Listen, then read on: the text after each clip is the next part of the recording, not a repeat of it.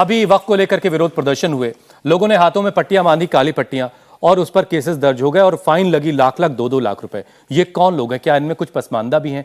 OBC को जब reservation देने की बात होती है, बीजेपी उसके खिलाफ होती है। तो फिर इन दोनों, ये आपके स्टैंड कॉन्ट्राडिक्ट कर रहे हैं। कैसे आप मुसलमानों में, पसमानदा मुसलमानों को यह समझाएंगे कि बीजेपी उनके फेवर की बात कर रही है?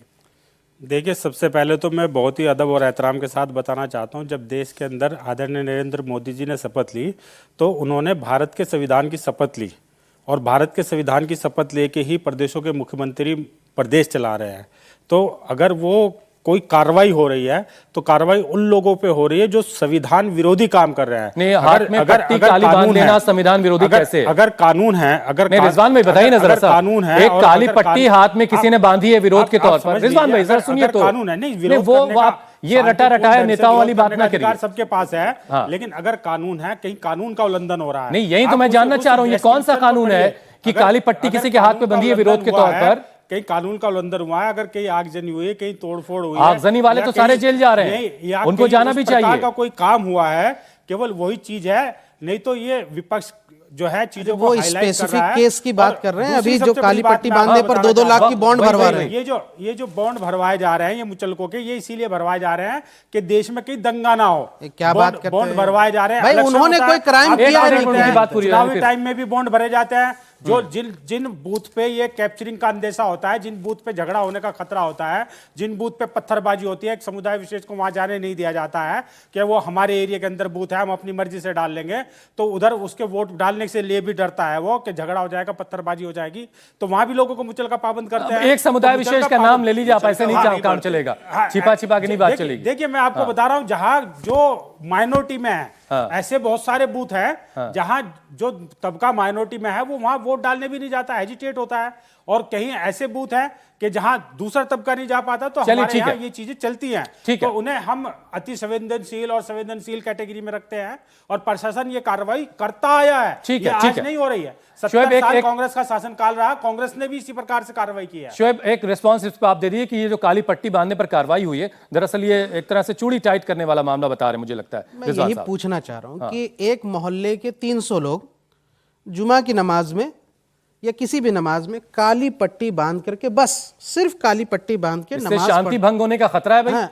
सिर्फ नमाज पढ़ने चले गए, और नमाज पढ़ के शांति से अपने घर आ गए, ना कोई विरोध प्रदर्शन किया, ना प्ला कार्ड दिखाया, ना कुछ किया, बस काली पट्टी बांध के एक सांकेतिक विरोध जो लोकतंत्र का हिस्सा है, हमारे लोकतंत्र में इसकी इजाजत है, संविधान ने इसकी इजाजत दी, करके आ गए।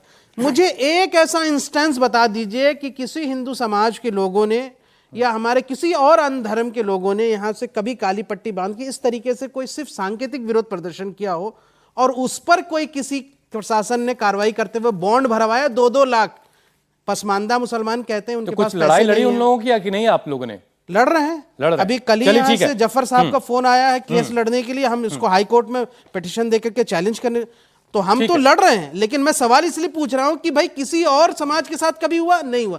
आप जिन पसमानदा मुसलमानों की बात करते हैं, कहते हैं वो आर्थिक रूप से कमजोर है, पिछड़े हैं, आप उन्हीं से 2-2, 3-3 लाख रुपए बॉन्ड भरवा रहे हैं। ऑडियंस के सवालों को शामिल कर लें, बहुत सारे सवालों के साथ यहाँ लोग इस वक्त बैठे हैं। मेरा सवाल ये है कि आपकी पार्टी मुसलमानों की जो पसमानदा मुसलमान है उसकी डेवलपमेंट की बात कर रही है, लेकिन वो डेवलपमेंट कहाँ है? बल्कि मुसलमानों की जो वक्त की प्रॉपर्टी है उसे छीनने पे लगी हुई है, और आप कह रहे हैं कि डेवलपमेंट की बात। और कोई सवाल किसी का भाई? इन्होंने बोला कि मतलब हमारी जमीन ले लेंगे या मोदी जी मुसलमानों के विरोध में है। मैं आपको एक घटना बताता हूँ। पाकिस्तान में एक अंसारी समाज का जो नीच समाज का मुसलमान था, नीची जाति का, उसने एक बड़ी जाति की लड़की से शादी की। सर, उसको 80 गोलियां मारी गई थी। अतीक अहमद, आपने नाम सुना होगा। अतीक अहमद के परिवार की एक लड़की किसी नीची जाति के मुसलमान का भाग गई थी। तो हमारे यहाँ कोई ऊंची जाति नहीं, उसकी मॉब लिंचिंग हुई थी, तब ये लोग कहाँ थे? और बात आती है काली पट्टी की, तो आप विरोध कर रहे हैं, तो आप काली पट्टी बांध के क्यों नहीं आए फिर? अच्छा, ठीक है भाई, आप लोगों ने काली पट्टी बांधी थी क्या? बिल्कुल बांधी। एक सवाल पहले रिजवान साहब, आप इसका जवाब दीजिए कि भाई आप एक तरफ कह रहे हैं कि आप पसमानदा मुसलमानों के लिए काम करना चाहते हैं, दूसरी तरफ ऐसा लग रहा है कि आप मुसलमानों के खिलाफ हैं। ये पहले इस सवाल का जवाब। देखिए, जब 6 अप्रैल 1980 को भारतीय जनता पार्टी की स्थापना हुई तो उसके ध्वज में हरा रंग 33% सम्मिलित किया गया, और वहाँ प्रथम जो जनरल सेक्रेटरी थे, नेशनल जनरल सेक्रेटरी, वो सिकंदर बख्त साहब को बनाया गया और राष्ट्रीय उपाध्यक्ष आरिफ बेग साहब लेकिन को आज बनाया के गया। वक्त में सरकार में कोई भी मंत्री नहीं है। नहीं, आज ये के भी तो टाइम में सच्चाई है। आज के टाइम में भी मैं बता रहा हूँ, आप आज के टाइम पे भी आते हैं चलते हुए, तो ये भागीदारी सुनिश्चित की गई ध्वज के अंदर ही हरा रंग सम्मिलित करके कि यहाँ जो है सबका समान रूप से प्रतिनिधित्व होगा। लेकिन कहीं ना कहीं मेरे मुस्लिम समाज ने, और मैं कहता हूँ उस अशराफ मुस्लिम के बहकावे में आके या उसके डायरेक्शन में आकर, या उन्होंने जो मदरसों से जो नीति थोपी, मस्जिदों से जो नीति थोपी, इमाम साहब जब दुआ कराते हैं तो दुआ में उसने जो नीति थोपी, उसके बहकावे में आके उसने भाजपा को हराने का ठेका ले लिया। जब भारत का मुसलमान भारतीय जनता पार्टी को हराने का ठेका लेगा और मुसलमान के जिम्मे ये हिस्सेदारी आएगी कि कुछ भी करना है, बस हमें केवल भाजपा को हराने के लिए वोट देना है, तो कहीं ना कहीं भारतीय जनता पार्टी का जो बहुसंख्यक समाज है वो भारतीय जनता पार्टी की तरफ जाएगा और उसे दिखेगा जब ओवैसी अलल ऐलान कहेंगे कि मुसलमानों, अगर आपको भारतीय जनता पार्टी को हराना है तो ऐसे व्यक्ति को वोट दो जो गैर भाजपा के विरोध में लड़ रहा हो, जो भाजपा को हरा सकता हो। तो ये जो मानसिकता पैदा हुई, इस मानसिकता ने विभाजन को बड़ा रूप दिया और ये खाई धीरे धीरे बढ़ती चली गई। ये मानसिकता यहां से हुई है।